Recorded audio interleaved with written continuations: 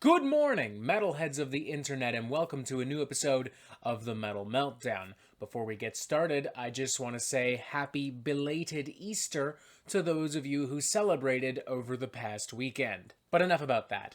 Let's talk about the true miracle of Easter 2021, Beautiful Distraction from Haunt.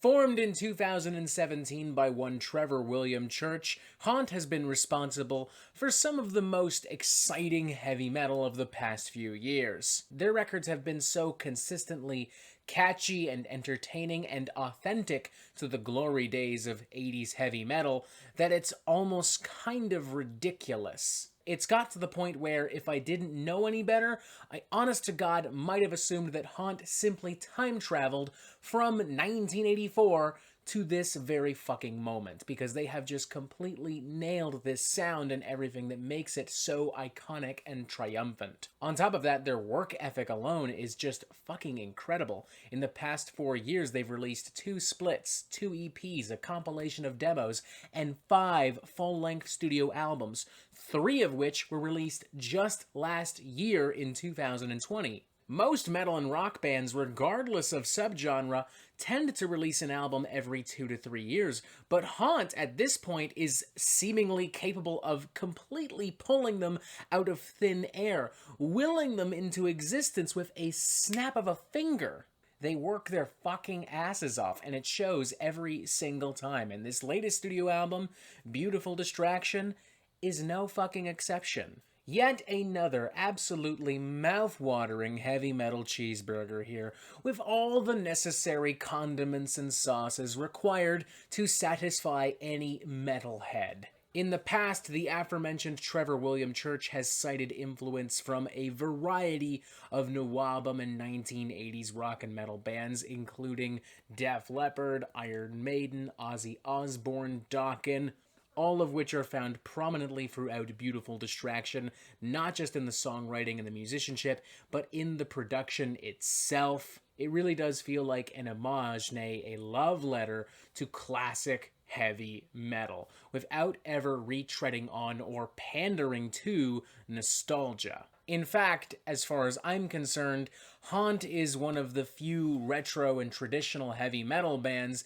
that kinda does have an immediately recognizable sound and style, cementing them officially, I would argue, as the true kings of modern heavy metal. The track In Our Dreams is hands down one of the catchiest songs that Haunt has ever written, and perhaps one of the catchiest songs of 2021 so far.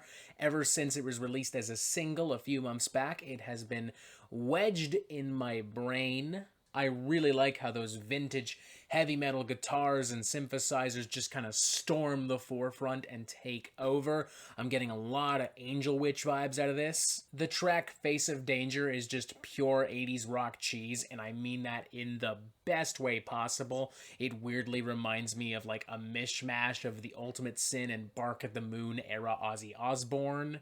I also like seeing the following track, Sea of Dreams, kind of build on that momentum and blossom into a pretty hearty and rambunctious little 80s speed metal banger. Almost weirdly reminding me of some of the very early Blind Guardian stuff, but without some of the epic fantasy-based storytelling. It's nice, too, to see some older Haunt tracks get a little bit of a paint job. This album's version of Hearts on Fire, in particular, is just an absolute fucking banger from start to finish. I really like how much more pronounced and violent the guitar work is on this track in comparison to the original, at least, and I love how energetic and powerful it is ultimately as a result. The guitar solo in particular is just downright fucking sexy. Another big highlight on the record. And goddamn, I love Haunt's fucking focus, their fucking precision. I mean, the album doesn't waste a goddamn moment of time, ending at a remarkably sharp 38 minutes with no filler whatsoever. Now, in theory, a more cynical heavy metal listener could criticize the record for being, shall we say, a little formulaic, a little predictable, perhaps generic, or meat and potatoes, as I have come to call other records of this type in the past. And to be fair, those comments wouldn't be inappropriate per se, but in making those comments, I'd be missing the point of Haunt's particular brand of super fun, authentic heavy metal. And in turn, I wouldn't be having fun. And guess what? Contrary to popular belief, I do genuinely like having fun. Yes, it's a recipe that everyone knows, but it's a recipe that still fucking works. There's a reason they don't touch the fucking Baconator, because the Baconator fucking rules. Beautiful Distraction is a Baconator, and Haunt is Wendy's, and I cannot wait to sink my teeth into this Baconator yet again at some point in the future, so I'm going with a 4 to 5. This thing's fucking great. It's simple, it's catchy, it does absolutely everything it needs and wants to do, and then fucks right off, never pretending to be anything else, never alluding or implying to be anything else. All delivered with the utmost care, confidence, and precision. As I said before, at this point, Haunt truly are the kings of modern heavy metal. There really isn't anyone else out there that is as consistently consistent and entertaining as Haunt.